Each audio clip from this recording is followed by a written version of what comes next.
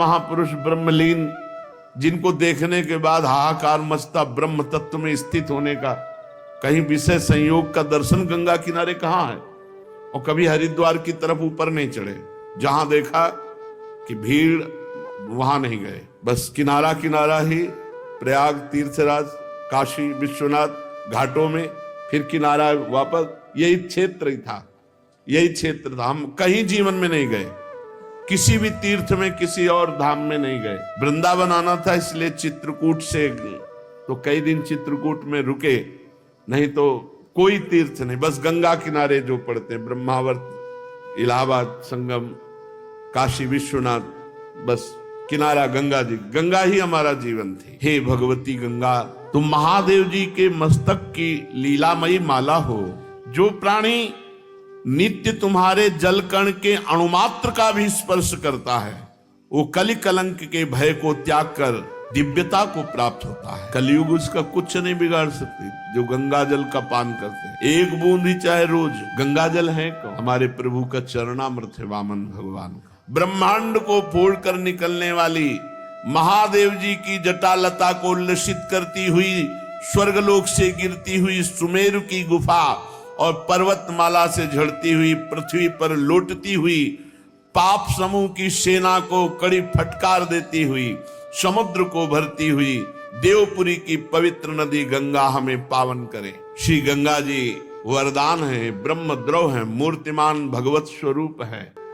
हम भारतवासियों का कितना सौभाग्य, जहां की नदी के रूप में ब्रह्मद्रव, बिल्कुल सच्ची कहते हैं, रोज नया उत्साह, नई एक अगन भगवत प्राप्ति की, तत्वबोध की। कभी ऐसा खान पान विश्राम संसार, ये स्मरण की ही वृत्ति नहीं रही। गंगा जी की कृपा से ये स्मरण की ही वृत्ति नहीं थी। त्रिकाल गंगा स्नान, तीनों टाइम सर में डुबकी लगा के, ऐसे नहीं कि ऐसे हाथ पैर धो लिए, ऐसे तीनों बार गंगा जी का स्नान, चाहे सर्दी हो, चाहे गर्मी, चाहे बरसात। तो जब लगन लगती है तब फिर कुछ नहीं सुनाई देता। ये मन तभी आपको, आपके हृदय में अभी लगन नहीं लगी, भगवत प्राप्ति की लगन लग जाए तो ये विषय, अरे ब्रह्मादिक के भोग सब विषम लागत ताई, नारायण ब्रज चंद की लगन लगी ही जाए। ऐसे ही जो गांव के लोगों के 100 फेंक दिए जाते हैं, कुत्ते किनारे लाके ऐसे नोच रहे, वहीं बैठे हैं, वहां भोग सुहाई देगा, भोग चिंतन सुहाई देगा। वहां तो बस हाय हाय मचा। ये शरीर की दुर्दशा, यही हमारे शरीर की दुर्दशा होगी। फिर भगवत तत्व का अगर बोध नहीं हुआ तो मतलब क्या रह गया। वहां यही दृश्य, कहीं चिता में आग लग रही, कहीं कोई हाथ लिए कुत्ता भाग जा रहा है, कहीं कोई टांग घसीट रहा है, यही दृश्य थे। ये दृश्य आग का काम करते हैं वैराग्य के। क्या शरीर है। तो कई कई दिन भूखे रहने पर भी पीड़ा थोड़ी होती थी, हर समय ब्रह्माकार वृत्ति। कैसे कैसे जीवन का परम लक्ष्य प्राप्त होगा, रात दिन। तो ये जो प्राकृतिक कष्ट हैं, ये सुख का अनुभव कराते हैं। जैसे योद्धा को जब घाव होता है तो सुख होता है, कायर पुरुष भयभीत होता है, ऐसे जिसका लक्ष्य होता है भगवत प्राप्ति। और गंगा जी वैराग्य में ऐसा पेट्रोल का काम करती है। अगर थोड़ा भी वैराग्य है तो बढ़ा के वैराग्य को बिल्कुल अवधूत बना दे। गंगा जी की अपार महिमा, और यमुना जी की महिमा है कि वैराग्य से अनुराग में डुबा दे, प्रेम में डुबा दे। श्री भगीरथ जी त्रिभुवन पावनी गंगा जी को वहां लेकर के गए जहां उनके पितरों के शरीर राख बने हुए पड़े थे। आगे आगे वो वायु के वेग के समान रथ पर सवार होकर चल रहे, पीछे गंगा जी कलरव करती हुई दौड़ रही, कल कल करती हुई गंगा जी दौड़ रही। इस प्रकार गंगा सागर संगम पर पहुंचकर उन्होंने जले हुए पुत्रों को अपने जल से गंगा जी ने पावन किया। यद्यपि सगर के पुत्र ब्राह्मण के तिरस्कार से भस्म हुए थे, अपराध हुआ था, लेकिन ये गंगा जी की महिमा है कि ऐसे महत अपराधी को भी परम पद प्रदान किया अपने जल के स्पर्श मात्र से।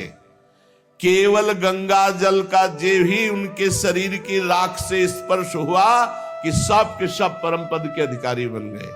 जय हो भारत भूमि की, जहां ऐसी पावन गंगा जी। अरे गंगा जी का दर्शन, गंगा जी का आचमन, गंगा जी का स्नान तो निष्पाप करता ही।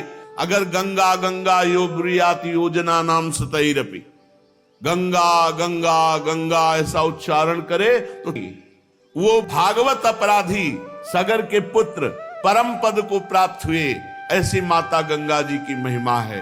केवल गंगा स्पर्श मात्र से, और जो रोज गंगा जी नहाते हैं, गंगा जी का दर्शन करते हैं, गंगा जल पान करते हैं, भला उनके उद्धार में क्या। बड़ी परम पवित्रता की मूर्ति गंगा जी, वो अनुभव अलग अलग महिमा है। पवित्रता की मूर्ति गंगा जी, ज्ञान का उन्मेष गंगा जी के जल से होता है। वैराग्य तो चरम सीमा तक बढ़ जाता है, मृत्यु भी बिल्कुल खिलवाड़ लगती है। गंगा जल से जब शरीर का स्पर्श होता है तो सब पाप थर्रा उठते हैं, नष्ट हो जाते हैं। जो लोग श्रद्धा के साथ नियम लेकर गंगा जी का स्नान करते हैं, उनके संबंध में तो कहना ही क्या है। मैं गंगा जी की महिमा के संबंध में जो कुछ कहा है उसमें कोई आश्चर्य की बात नहीं, क्योंकि गंगा जी सर्वाश्चर्य में भगवान के चरण का धोवन है। जिन चरणों का श्रद्धा से चिंतन कर लेने मात्र से बड़े बड़े मुनि निर्मल हो जाते हैं और तीनों गुणों के बंधन को काटकर भगवत स्वरूप बन जाते हैं। ये गंगा जी उन्हीं भगवान का चरणामृत है, चरण धोवन है। ये संसार के बंधन को काट दे, इसमें कौन सी बड़ी बात है। भगीरथ जी के पुत्र हुए श्रुत, श्रुत का नाभ, नाभ का सिंध द्वीप और सिंध द्वीप का अयुतायु, अयुतायु के पुत्र का नाम था ऋतुपर्ण। ये महाराज नल के मित्र थे। नल को पाशा फेंकने की विद्या ऋतुपर्ण ने ही बताई थी और बदले में अश्व विद्या सीखी थी। ये द्वित क्रीड़ा खेलने के कारण महाराज नल बड़ी समस्या में, बड़े संकट में पड़ गए। पीछे महाभारत में नल और दमयंती का पावन चरित्र सुनाया गया था। तो महाराज ये ऋतुपर्ण बहुत द्वित क्रीड़ा में प्रवीण थे। ऋतुपर्ण नल को पासा फेंकने की विद्या और नल ने अश्व विद्या, बहुत विचित्र इन विद्याओं की कलाएं थी। इतनी रफ्तार से रथ हाँक रहे थे कि ऋतुपर्ण का दुपट्टा गिर गया। तो उन्होंने कहा महाराज, सारथी दुपट्टा गिर गया। बोले महाराज न जाने कितने योजन आप आगे आ चुके हो। बोले अभी तो गिरा। बोले महाराज अब तो और कितने आगे आगे। नल को इतनी विद्या प्रवीण थी कि उन्होंने गणित लगा करके एक चलते हुए रथ से एक वृक्ष में, कि सिहोर का शायद वृक्ष था, किसका वृक्ष था, उसके पत्ते फल सब पूरा गणना बना। तो राजा ने कहा नहीं रुको, रथ रोको, हम तुम्हारी अंदाज वाली बात नहीं मानते। बोले महाराज एक पत्ते में फर्क नहीं पड़ सकता। उन्होंने डाल काटी, उतने ही पत्ते उतने ही पुष्प। तब उन्होंने कहा तुम्हारी धन्य है विद्या, तुम कौन हो? तो उनका महाराज मैं हूं तो सारथी ही। बोले नहीं, ये विद्या केवल महाराज नल में पाई जाती है। तो ना आपका रूप है, क्योंकि वो रूप भी नहीं था। करकोटक सांप के काटने से अंतर ध्यान। बड़ा रोचक प्रसंग महाराज नल दमयंती का आज भी आनी है कि अगर ऋतुपर्ण राजा और नल करकोटक सांप इनका स्मरण करे तो कलयुग का प्रभाव उसके ऊपर नहीं आएगा। ये कलयुग का ही प्रभाव था। महाराज नल की बुद्धि मारी गई और उन्होंने अपने सर्वस्व को दांव में लगा दिया और महारानी से भारी संकट में पड़े। नल से ज्यादा तो संकट महारानी को हुआ जब छोड़ करके महाराज नल चले। कितना कितना संघर्ष महापुरुषों को। तो ऋतुपर्ण अश्व विद्या सीखी महाराज नल से। ऋतुपर्ण का पुत्र हुआ सर्वकाम। राजा परीक्षित ने पूछा, भगवान हम जानना चाहते कि महात्मा सौदास को गुरु वशिष्ठ जी ने शाप देकर राक्षस क्यों बना दिया? यदि कोई गोपनीय बात ना हो तो गुरुजन अपने शिष्य को बता देते हैं, तो कृपा करके बताइए। श्री सुखदेव जी ने कहा, परीक्षित एक बार राजा सौदास शिकार खेलने गए और उन्होंने राक्षस को मार डाला, उसके भाई को छोड़ दिया। राक्षस ने राजा के इस काम को अन्याय माना और भाई की मृत्यु का बदला लेने के लिए जब उसने देखा कि आज वशिष्ठ जी राजा के यहाँ भोजन करने आ रहे हैं, तो रसोइये का अपहरण कर लिया, तो माया से रसोइये का रूप धारण कर लिया और अभक्ष पदार्थ मांस आदि भोजन में मिलाकर सुंदर भोजन बनाकर वशिष्ठ जी के सामने परोसा गया। तो वशिष्ठ जी भोजन को देख करके जब ध्यानस्थ हुए तो पूरी बात जान गए कि ये तो अपवित्र है। तो उन्होंने क्रोधित होकर राजा को शाप दिया कि तू निमंत्रण करा रहा है मुझे और मुझे अभक्ष्य पदार्थ परोसा रहा है, ये तेरा काम राक्षसी काम है, इसलिए जा तो राक्षस भाव को प्राप्त हो जा। इसमें महाराज का कोई दोष नहीं था, वो राक्षस रसोईया के रूप में गुप्त रूप से, पर दोष तो राजा का ही, निमंत्रण देने वाले का ही माना जाएगा। इसलिए वशिष्ठ जी ने साफ दे दिया। महाराज कलमशपाद मित्रशह शौदास नाम से पुकारे जाते थे कि जाओ तुम राक्षस भाव को प्राप्त हो जाओ। उन्होंने चरण पकड़ा और कहा महाराज मेरी इसमें कोई गलती नहीं है। तब उन्होंने कहा ठीक है, 12 वर्ष तो राक्षस रहोगे ही, 12 वर्ष के बाद तुम पुनः अपने स्वरूप को प्राप्त हो जाओगे। तब उन्होंने कहा महाराज बिल्कुल अपराध न होने पर 12 वर्ष के लिए राक्षस भाव दिया, मैं भी आपको शाप दे सकता हूं। तो उनकी पत्नी ने कहा नहीं, ये आकाश, ये पृथ्वी, ये दिशाएं सब के सब भगवत स्वरूप है और गुरुदेव सब रूपों में है, गुरुदेव को दंड देना ये कहां की बात, तुम तो अभी राक्षस बन गए, साप तो 12 वर्ष का हो, तुम तो अभी राक्षस बन गए। उनकी पत्नी ने डांट लगाया। तो उन्होंने कहा मैं जल को कहां छोड़ू, तो उनका अपने पैरों में छोड़ो, इसीलिए उनके पैर काले पड़ गए, तो कलमशपाद नाम से वो पुकारे गए।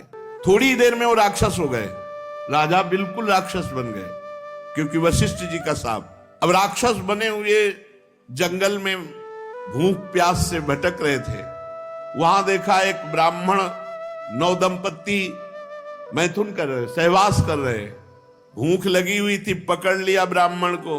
ब्राह्मण पत्नी ने कहा अभी हमारे संतान का योग था और आप राजा हो, आप राक्षस नहीं हो, आप महारथी हो, आपको अधर्म नहीं करना चाहिए, मेरा पति दे दो क्योंकि मुझे संतान की कामना है। लेकिन सांप के वशीभूत उन्हें कुछ सुहाई नहीं दे रहा, खा डाला ब्राह्मण को, जैसे कोई मूरी गाजर खाए ऐसे खा डाला। ब्राह्मण तपस्याशील सद्गुण संपन्न था, राजा सांप के वशीभूत होकर उसे खा डाला। श्रेष्ठ ब्रह्म ऋषि पति का ये वध देख करके उसको और क्रोध आ गया और उसने कहा मेरे को भी खा, क्योंकि मेरा पति जब ले लिया तो मेरा जीवन किस काम का। बहुत रोने लगी। महाराज ने कहा मुझे कुछ सुहाई नहीं दे रहा, मेरे अंदर राक्षस भाव जागृत हो चुका है, मैं तुम्हें भी खा जाऊंगा, पर अभी मेरी भूख नहीं लगी, मैं कोई दया करके नहीं छोड़ रहा हूं, मेरी बुद्धि काम नहीं कर रही, वशिष्ठ जी के शाप से मैं राक्षस हो चुका हूं। ब्राह्मणी ने क्रोध करके राजा को शाप दे दिया, अरे पापी, मैं जब काम से पीड़ित थी ऐसी अवस्था में मेरे पति को खा गया, इसलिए जब तू स्त्री सहवास करना चाहेगा तो तेरी मृत्यु हो जाएगी, ये मैं शाप देती हूं। वो ऐसे बेचारे सांप पे परेशान थे और सांप ऊपर। चलो कलयुग में सांप ही नहीं है, बहुत बचत है। 12 वर्ष बीतने के बाद जब तू सांप से मुक्त होगा और अपनी पत्नी के पास जाएगा, उस समय मेरा सांप काम करेगा। अब तो वैसे राक्षस भाव को प्राप्त हुए, अब राक्षस भाव में सांप मिल गया कि गृहस्थी लायक नहीं रह गए। उन्होंने इतना दिमाग काम कर रहा था, ये सांप याद रखा और जीवन में कभी गृहस्थ सुख नहीं भोगा महाराज कलमशपाद, इसलिए वो संतानहीन हो गए। 12 वर्ष के बाद वशिष्ठ जी ने संतान प्रदान की, 7 वर्ष तक गर्भ धारण किया, परंतु बच्चे नहीं हो रहा था। वशिष्ठ जी की कृपा से गर्भाधान तो हुआ, तो वशिष्ठ जी ने एक पत्थर उठाया और पेट पर आघात किया। पत्थर को शास्त्रीय भाषा में अस्म कहते हैं। अस्म से चोट करने के कारण वो बालक प्रकट हुआ तो अस्मक कहलाया। ये बहुत चक्रवर्ती सम्राट हुए अस्मक जी। जब परशुराम जी पृथ्वी को क्षत्रियहीन कर रहे थे तब अस्मक जी को ही छुपा लिया गया था। इन्हीं को नारी कवच कहते हैं। इन्हीं से फिर आगे चलकर क्षत्रिय वंश का विस्तार हुआ। मूलक के पुत्र हुए दशरथ, दशरथ के एडविड, एडविड के राजा विश्वसा, विश्वसा के खडवांग हुए। महाराज खडवांग ऐसे महावीर थे, इन्हें कोई जीत नहीं सकता था। देवताओं की प्रार्थना से दैत्यों का वध किया महाराज खडवांग ने। और जब देवता बहुत प्रसन्न हुए तो पूछा आपको जो वरदान चाहिए मांग लो। तो खडवांग ने कहा मेरी आयु कितनी बची है? तो उनका 2 घड़ी 48 मिनट। अरे मेरा जीवन केवल राजकाज में और युद्ध में इतने में जाता रहा। तत्काल अपने मन और इंद्रियों को अधीन किया और 48 मिनट में परम पद प्राप्त किया। खड़वांग जी ने 2 घड़ी में, जीवन में जब पता चला कि आयु रह गई इतनी, 2 घड़ी 48 मिनट, मन और बुद्धि को खींचकर भगवान में लगा। महावीर तो थे ही वो, और भगवान में स्थित होकर अपने शरीर को त्यागा, 2 घड़ी में परम पद प्राप्त किया। धन्य है उनका जीवन जिन्होंने अपने को भगवान में समर्पित किया है। तीनों लोकों के स्वामी भगवान मुझ पर प्रसन्न है जो मुझे पता चल गया, खड़वांग जी सोच रहे। और भोगों की लालसा का त्याग करके जीवन दाता श्री हरि में ऐसे भाव में मगन हुए कि 48 मिनट में परम पद प्राप्त किया। परीक्षित, खड़वांग जैसा कोई महावीर चक्रवर्ती सम्राट और 48 मिनट में भगवत प्राप्ति, 48 मिनट में भगवत प्राप्ति। इसलिए उनको तो पता था कि 2 घड़ी बाद मर जाएंगे, अपने को 2 घड़ी का भी पता नहीं। इसलिए हर समय राधा राधा राधा। इन्हीं खड़वांग के पुत्र दीर्घबाहु, और दीर्घबाहु के परम यशस्वी पुत्र हुए महाराज रघु, रघु के अज, और अज के महाराज चक्रवर्ती सम्राट दशरथ जी हुए। और दशरथ जी की तपस्या, भजन, उससे प्रभावित होकर परब्रह्म परमात्मा 4 रूपों में प्रकट हुए, राम लक्ष्मण भरत शत्रुघ्न। खड़वांग के वंश में ही परीक्षित, सीतापति भगवान मर्यादा पुरुषोत्तम श्री राम का चरित्र तो तत्वदर्शी ऋषियों ने बहुत वर्णन किया है और तुमने अनेक बार उसे सुना भी है। भगवान श्री राम सत्य प्रतिज्ञ। देखो, जीवन का यही समय सार्थक जा रहा है और तो सब प्रपंच है। भगवान की चर्चा, भगवान का नाम, ऐसा लगता है कि कुछ और हो ही ना। चित्त का प्रभु में निरंतर डूबना। राधा वल्लभ श्री हरिवंश। अगर आप अंत तक देख रहे हो तो लाइक शेयर सब्सक्राइब जरूर कीजिए। हमारे इस चैनल पर ऐसे ही महापुरुषों के तथा दिव्य तथा दैविक भागवतिक लीला चरित्र लाते रहेंगे। सभी लोगों को राधे राधे। बस ये ऐसा थोड़ी लग रहा है कि कल की चर्चा हो रही है, ऐसा लग रहा है अभी चर्चा हो रही है, अभी प्रभु के साथ। और ये थोड़ी कि राम जी और श्याम जी में कोई अंतर, वही श्याम जी में वही। हमें तो अंतर नहीं दिखाई देता। हमें तो बस अंतर अगर गौर से देखें तो इनकी ग्रीवा सीधी रहती है, तो थोड़ा टेढ़ी रखने में क्या, एक ही बात है। वही राम जी हैं, वही श्याम जी। सुखों का उद्धार कैसे होए जो भस्म हो गए? तो उन्होंने कहा गंगा जल से होगा। यदि गंगा जी कृपा करें और भूतल पे आए और तुम्हारे पुरखों की राख उनमें, तो उनका परम कल्याण हो जाएगा। अंशुमान जी ने बड़ी घोर तपस्या की गंगा जी लाने के लिए, परंतु सफलता नहीं मिली। गंगा जी लाने के पहले ही मृत्यु आ गई और उनका शरीर छूट गया। अंशुमान के पुत्र दिलीप हुए। महाराजा दिलीप जी ने भी भारी तपस्या की गंगा जी को भूतल पर लाने के लिए, परंतु गंगा जी लाने में असफल रहे और उनकी भी मृत्यु हो गई। दिलीप के पुत्र हुए भगीरथ जी। उन्होंने भारी तपस्या बचपन से ही की गंगा जी को प्रसन्न करके भूतल पर लाने के लिए। वो 3 पीढ़ी लग गई, तब गंगा जी प्रसन्न हुई।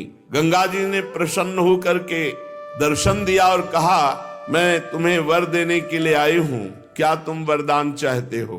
भगीरथ जी ने बड़ी नम्रता से साष्टांग प्रणाम किया गंगा मैया को और प्रार्थना की कि आप मृत्यु लोक में पधारिए और हमारे पुरखों का कल्याण कीजिए। गंगा जी ने कहा कि जिस समय मैं स्वर्ग से पृथ्वी पर गिरूंगी तो कोपि धारिता वेगम पतंत्या में महीतले अन्यथा भूतलम भित्वा नृपयासे रसातलम।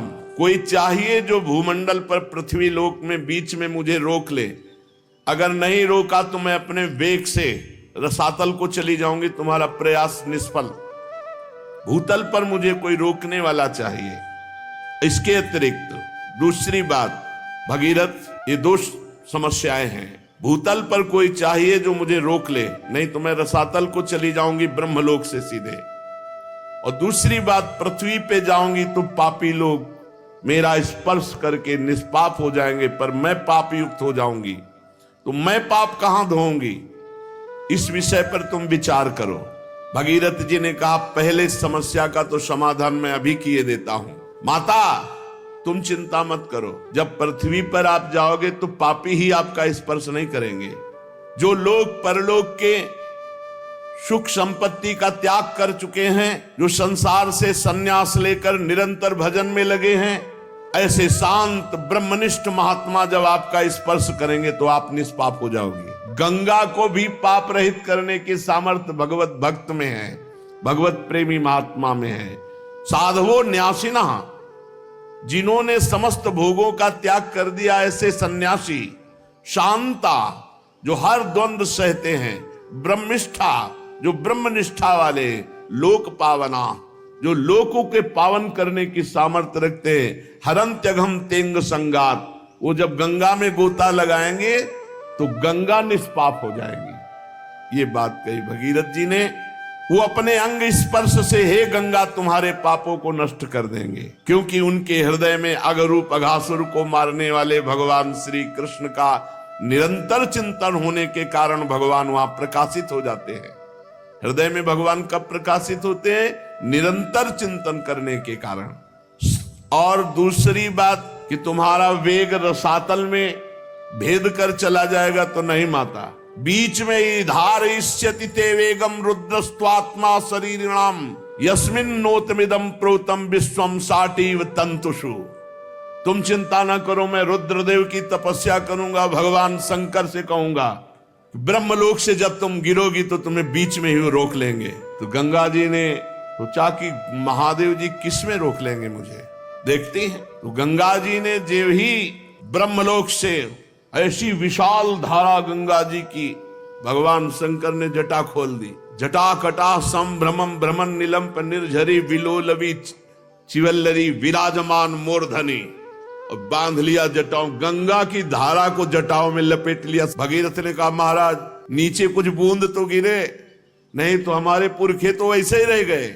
तब एक जटा खोली तो 3 गंगा के स्वरूप हुए। अलकनंदा, भागीरथी, मंदाकिनी। अलकनंदा स्वर्ग गंगा, पाताल गंगा मंदाकिनी, जो अनुसुईया जी के आश्रम में प्रकाशित हुई चित्रकूट में।